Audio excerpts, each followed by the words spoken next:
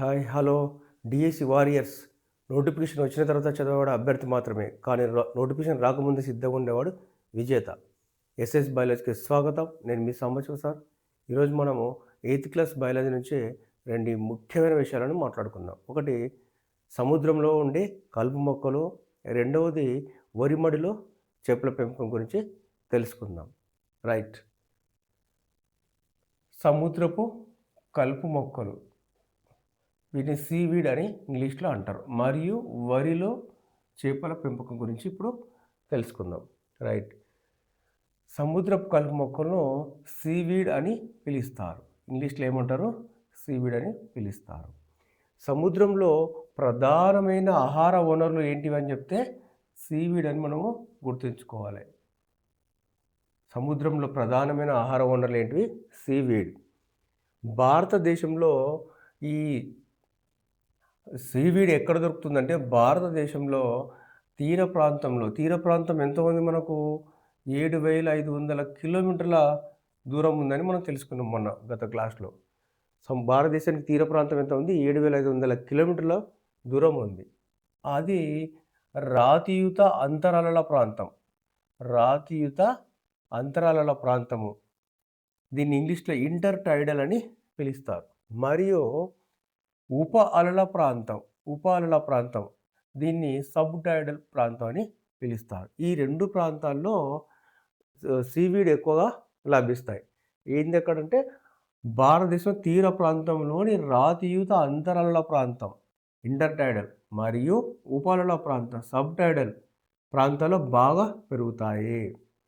మరి రాతియుత అంతరాల ప్రాంతం ఇంటర్ టైడల్ అంటే ఏంటి అంటే సముద్రపు నీరు మరియు భూప్రాంతము రెండు కలిసే చోటుని ఏమని పిలుస్తారంటే ఇంటర్ టైడల్ ప్రాంతం అని పిలుస్తారు. సముద్రపు నీరు మరియు భూము రెండు కలిసే సరిహద్దు భాగాన్ని ఇంటర్ టైడల్ అని పిలుస్తారు. ఇక్కడ చూడండి, సముద్రము వచ్చి పెద్ద అలలు వచ్చి భూమిపైకి వచ్చినప్పుడు ఆ భూమిపైన పెరుగుతున్న మొక్కలు మరియు జంతువులు ఒక్కసారి అల వచ్చినప్పుడు మునిగిపోతాయి. మరి అల వెనికిపోయినప్పుడు తేలుతాయి.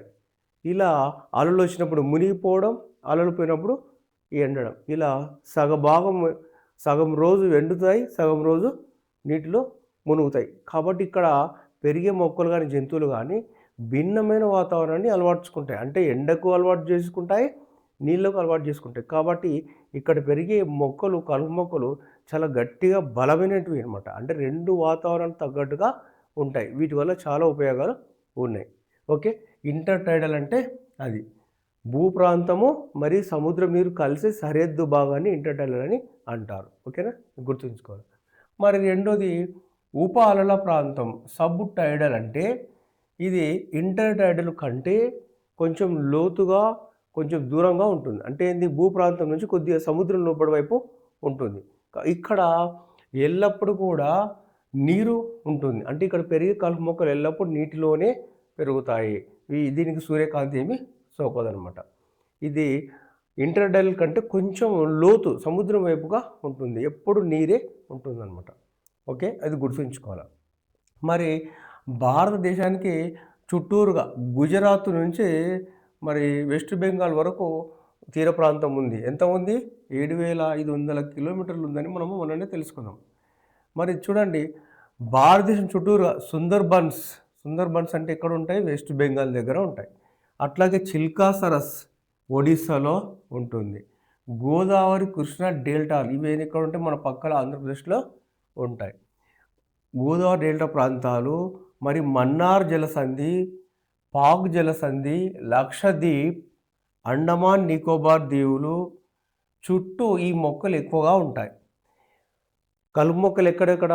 సముద్రపు కలుపు మొక్కలు ఎక్కడెక్కడ ఎక్కువ ఉంటాయంటే సుందర్బన్స్, చిల్కా సరస్సు, గోదావరి కృష్ణ డెల్టా ప్రాంతాలు, మన్నార్ జలసంధి, పాక్ జలసంధి, లక్షద్వీప్ మరియు అండమాన్ నికోబార్ దీవుల చుట్టూ ఈ మొక్కలు ఎక్కువగా ఉంటాయి.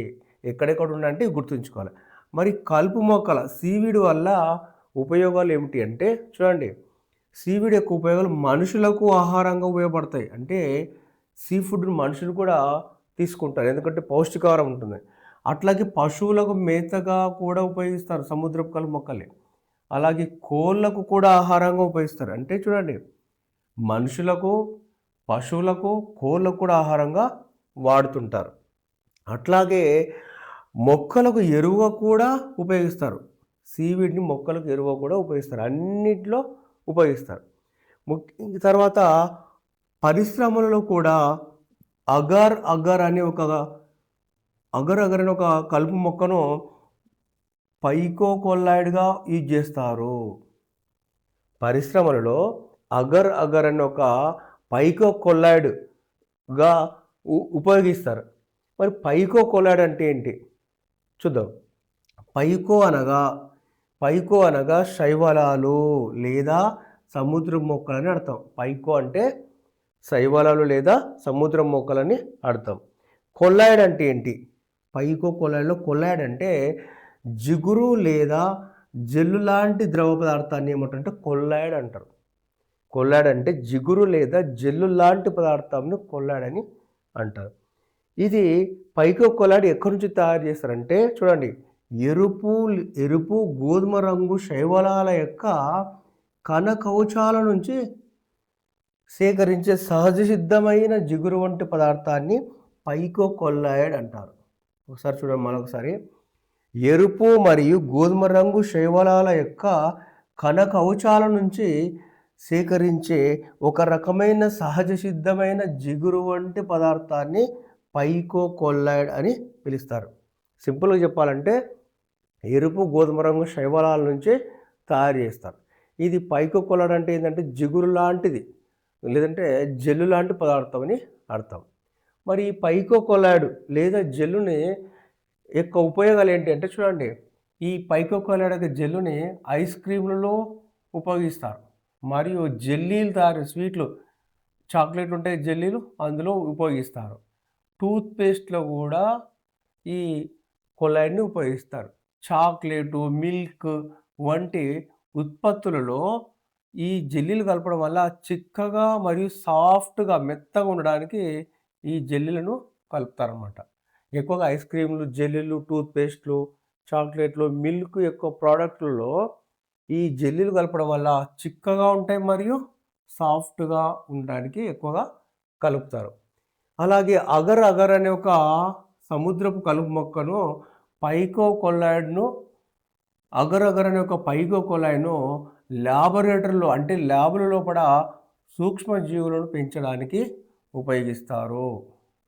అగర్ అగర్ అనే ఒక పైకో కొల్లాయిడ్ని అంటే అగర్ అగర్ అనే ఒక సముద్రపు కలుపు మొక్క నుంచి తయారు చేసినటువంటి పైకో కొల్లాయిడ్ను ల్యాబొరేటరీలో సూక్ష్మజీవులు పెంచడానికి ఉపయోగిస్తారు. ఓకేనా, ఇది గుర్తుంచుకోవాలి. అగర్ అగర్ అనేది చాలా ఇంపార్టెంట్, ఎక్కువ వస్తుంటుంది. అగర్ అగర్ అనే కొల్లాయిడ్ని దేని కొరకు ఉపయోగిస్తారంటే ల్యాబొరేటరీలో సూక్ష్మజీవులను పెంచడానికి ఉపయోగిస్తారు. ఇప్పుడు అర్థమైందా? పైకో కొల్లాయిడ్ అంటే సింపుల్.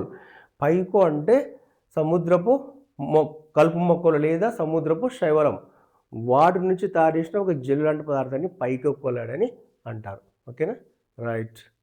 ఎక్కువ ఇది అగర్ అగర్ మాత్రం గుర్తుంచుకోవాలి.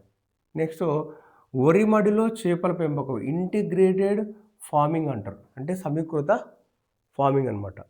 చూడండి, వరి మడిలో చేపల పెంపకం అనేది ఇది ఒక ఎకలాజికల్ పద్ధతి. చూడండి, ఇది పర్యావరణమైన పద్ధతి అనమాట. అంటే ఈ విధంగా వరిలో చేపలు పెంచడం వల్ల పర్యావరణానికి లాభదాయకమే కాబట్టి ఇది ఎకలాజికల్ పద్ధతి.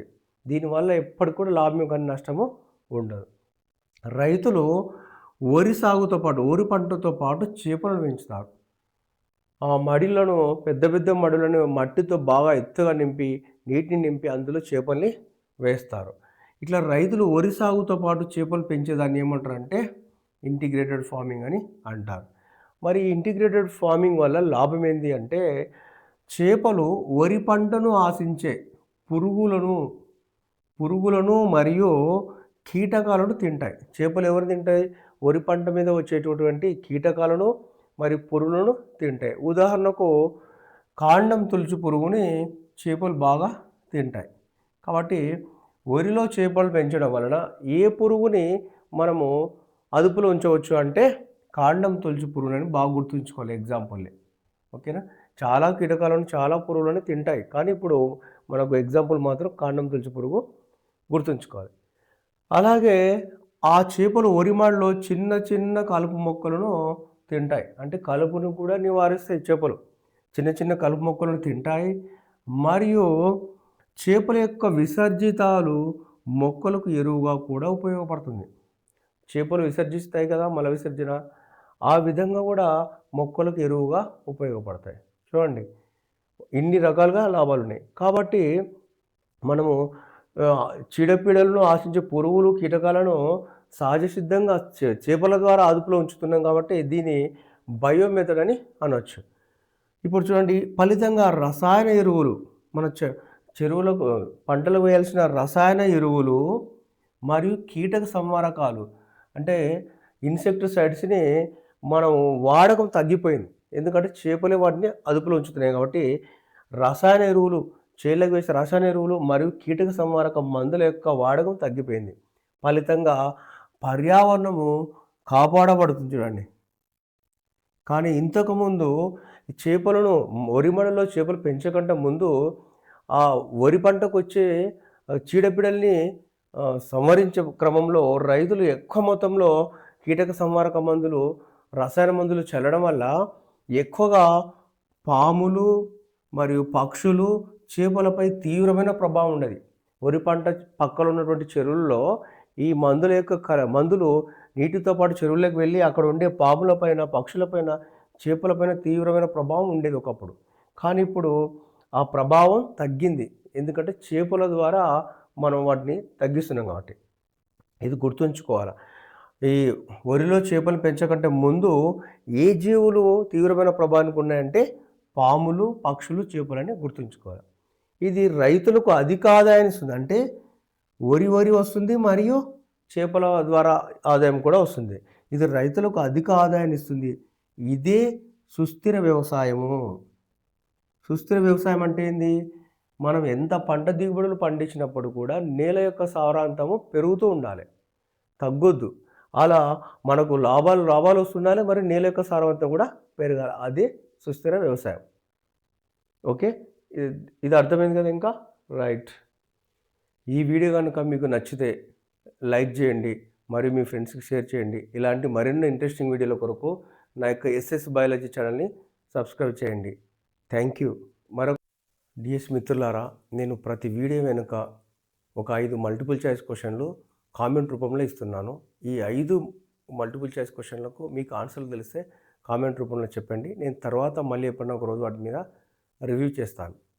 ప్రతి వీడియోలో ఫస్ట్ కామెంట్లో చూడండి 5 మల్టిపుల్ చాయిస్ ట్రెండింగ్ తగ్గట్టు, ఇప్పుడు డిఎస్సి టెట్కు తగ్గట్టుగా 5 మల్టిపుల్ చాయిస్లు ఇస్తున్నాను. వాటి అన్నిటికీ ఆన్సర్లు మీకు తెలిసి కామెంట్ చేయండి.